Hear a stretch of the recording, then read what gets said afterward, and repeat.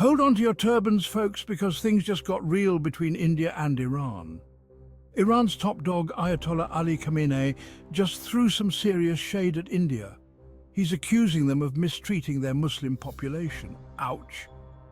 Khamenei didn't mince words. He lumped India in with Gaza and Myanmar, places known for, well, not treating Muslims very well.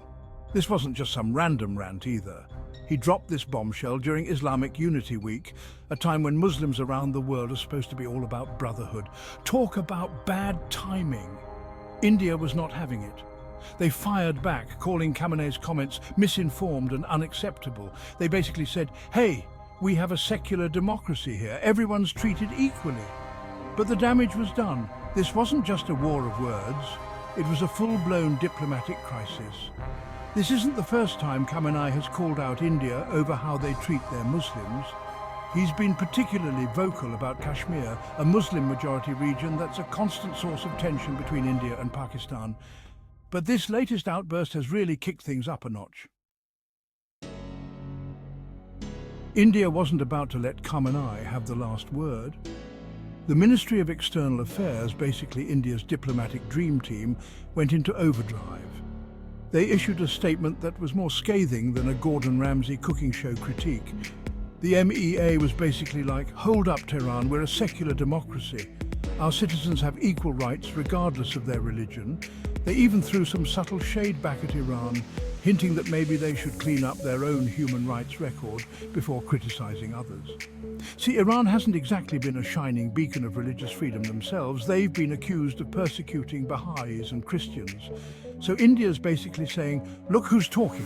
This whole thing has really exposed how sensitive India is to international criticism, especially when it comes to human rights. The Modi government hates being called out, often dismissing it as foreign interference. But when a powerful religious leader like Khamenei speaks up, it's kind of hard to ignore.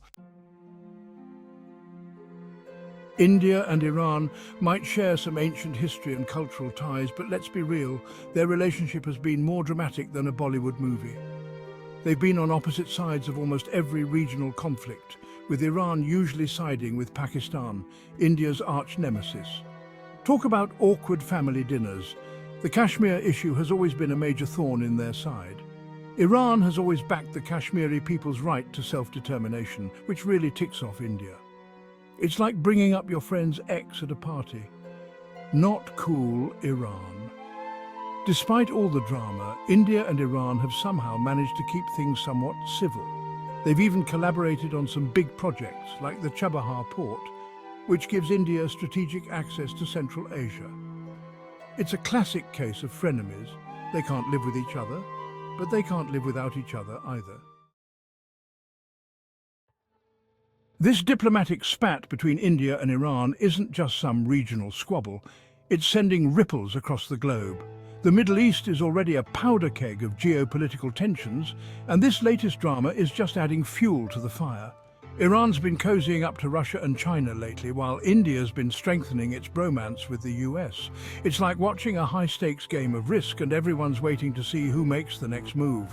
What's even more concerning is that Khamenei's comments could embolden other countries to call out India's human rights record. Muslim-majority nations in particular might feel like they have to take a stand, especially with Islamophobia on the rise globally. This could put India in a tight spot and force them to actually address the concerns raised by human rights groups. So, can India and Iran kiss and make up? It's hard to say. This latest spat has exposed some deep-seated tensions, and it's going to take some serious diplomatic acrobatics to get things back on track. If they keep throwing shade at each other in public, it's only going to make things worse. But if they can swallow their pride and talk it out behind closed doors, there might still be hope for a reconciliation. The international community needs to play peacemaker here. They need to encourage both sides to chill out and engage in some constructive dialogue. Because let's face it, nobody wants to see this escalate into a full-blown conflict. The stakes are too high, not just for India and Iran, but for the whole region.